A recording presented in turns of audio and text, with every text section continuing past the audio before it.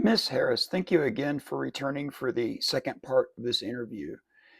We're going to go over the rest of the topics today that we did not cover earlier, and let's look at what they're going to be. We talked about the top portions already.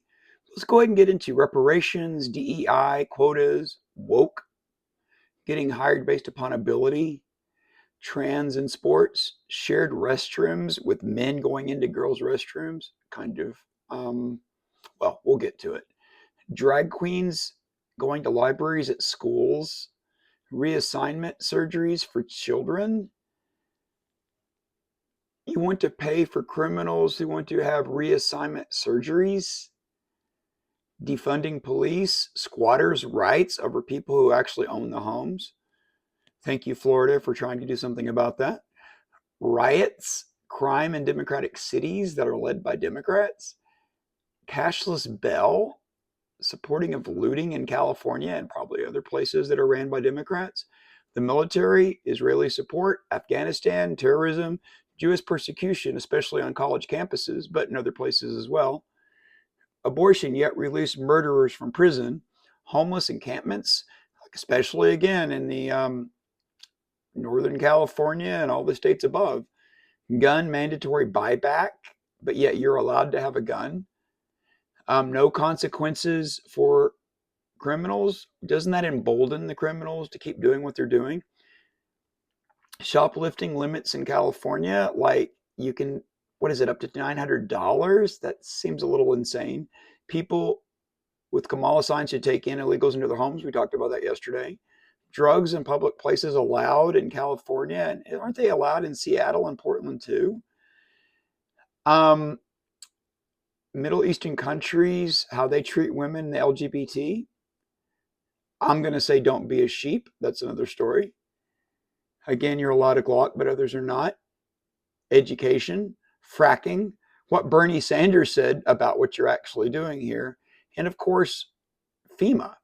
So let's get into all these issues today. Again, welcome back. And we're going to just go over a couple of topics yesterday I forgot to mention.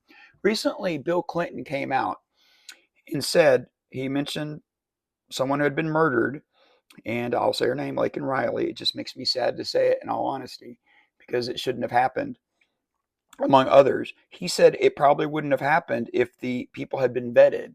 The stay in Mexico first policy that Trump had pushed forward and was using would have saved her life. And you know this is true, but we're not going to get into that with you. I'm not even, we talked about this stuff yesterday. But one other thing I do want to talk about that leads into the transgender. You told the ACLU in 2019, and correct me if I'm wrong, that you support cuts to ICE and providing gender transition surgery to detained migrants. And also, I guess that would be any prisoner. But people who are illegal, giving them that, plus anybody with taxpayer dollars. And one of the men who wanted to become a woman had murdered somebody. You want explain this. This doesn't make any sense at all. Well, I persecuted and prosecuted people that were drug lords, and you know, in other places. I'm sorry, my voice is a little weird there for a minute. I'm sorry, but again, no platitudes, please, no platitudes. And I had to look up what that was, by the way. It's just a statement that is trite, meaningless, prosaic. Ooh, aimed at quelling social, emotional, or cognitive unease. It may be true, but its meaning is lost due to its excessive use. So it's just, in other words, you're not answering the questions. Was it wrong? Is it wrong? Would you still support that? And if you're saying you wouldn't, then why? Well, it goes to just being unburdened by what has been. Okay, never mind. Let's just keep going. This is insane. You're not answering the question. That is just sick. There's other more important things to worry about in this world and in this country, and yet you want to give reassignment surgeries to prisoners who hurt people. Anyone listening to this, doesn't that sound insane? Okay, let's just go. Let's go. Let's talk about Afghanistan. No particular order from the topics here. Okay, the Democrats want to give money to Iran and have done that. Trump doesn't want to do that. You want to give people who want to kill us, who support Hamas. in these organizations that want to destroy our allies in the world. Now, I want to tell you something, and this is true. I grew up in Saudi Arabia as a child back in the late 70s and early 80s. And as a child, I loved it over there. We were in a compound called Yulia Compound and eventually lived in Dammam Towers in Dhahran, went to places like Hufuf, etc., for shopping. I remember that, but I also remember how the women were treated there and how they had to walk behind the men and cover their faces. They had not many rights at all. And I know other places over there, and you can deny this, would kill you if you were LGBT or claimed to be. And yet these people on college campuses are all going, oh, let's support them. People who would kill you. What do you think of that? Well, I'm not, you said don't just give platitudes, so I have no answer for that. Okay. Israel. Imagine this. If America, and it has been attacked, by the way, we know this, 2001.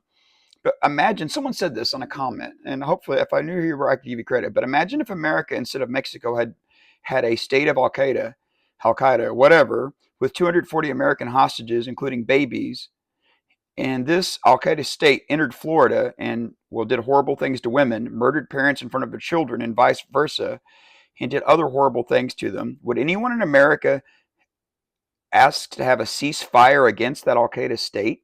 Would we? Against Hamas, Hezbollah? Think about that. Doesn't that make sense? Well, it kind of does, but I can't answer that right now because I'm really, I really don't believe that, but I got to pretend that makes sense. Okay, next. All right, not going to answer the questions. Okay, I noticed that you do that a lot. You don't take responsibility. With your Brett Baer interview that I watched last night, after I had our interview, by the way, it was some of the same topics I didn't realize it would be, which was fascinating. I noticed that you would not answer questions. You would not give direct comments. You would not answer back. As a teacher, someone who taught 27 years, I would say take responsibility for what you did and quit blaming Trump for everything. You have been in office for 3.5 years, but your go-to is to go to Trump. That makes no sense. And it's kind of like just passing the buck. But anyway, let's get into the other topics here. So this won't go on forever. The economy. The economy. Didn't someone once say it's the economy, stupid? What was that, back in the 90s? That's what people really care about, among the other things. Okay, here was your economic plan. It's for first-time home buyers, people in first year of having a baby, and people starting a small business. How does this help me and my wife and all the other teachers that I know and police officers and firemen who are not planning on starting a business, who already had their children, who already have bought a house in the past? It seems to be geared just for a small sliver of people. Yes, it's great to help these other people with our tax dollar money, but it doesn't really help us. So your plan is not that good. And here's what you said when you were asked about it recently. These are your words. And I tried to write them down exactly how you said it. Here's what you said.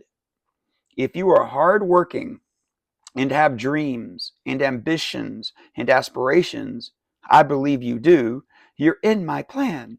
Sorry, I forgot. Your voice got a little weird there. Keep talking. Now I'm just reading what you said, actually. I really love and am so energized by what I know to be the character and spirit of American people. We have ambition. We have aspirations. We have dreams. We can see what's possible. We have incredible work ethic, etc. That's what you said. That's just more of your just word salad. You're not saying anything. You're not answering the question. Your economic plan doesn't help us. Trump's did. I remember after he took office and his went into effect, we did save money. So first-time homebuyers, people first year having a baby and that's great for them, but what about everyone else? And that reminds me of the college loans that you're one ahead of you. Yes, him right there. Why are you watching us anyway? Dog-faced pony soldier. Okay, that's nice. Thank you for calling me a dog-faced pony soldier. That's amazing. That's really helpful. But anyway, you and him wanted to pay off college loans for students with often, I have to say it, worthless degrees. I have a degree to be a teacher, but I'm also an RN. That's a fact.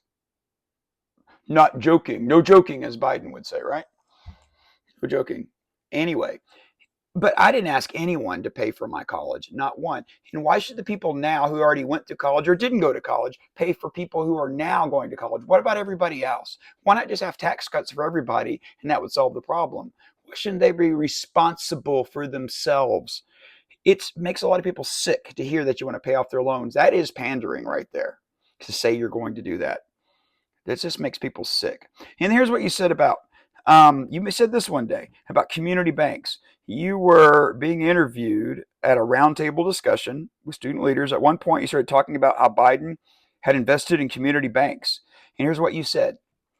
We invested an additional $12 billion into community banks because we know community banks are the community and understand the needs and desires of that community, as well as the talent and capacity of community. It's like, okay, notice how you just stick on a word and go with it, but don't answer anything? That doesn't help anybody. So anyway, I'm going to stop this interview. This is part 2. We can go to the other topics. This took longer than I thought, but we did at least cover the economy and wrapped up on the immigration thing as well. So we'll get into the next topics in a minute. So thank you very much. Let's take a break.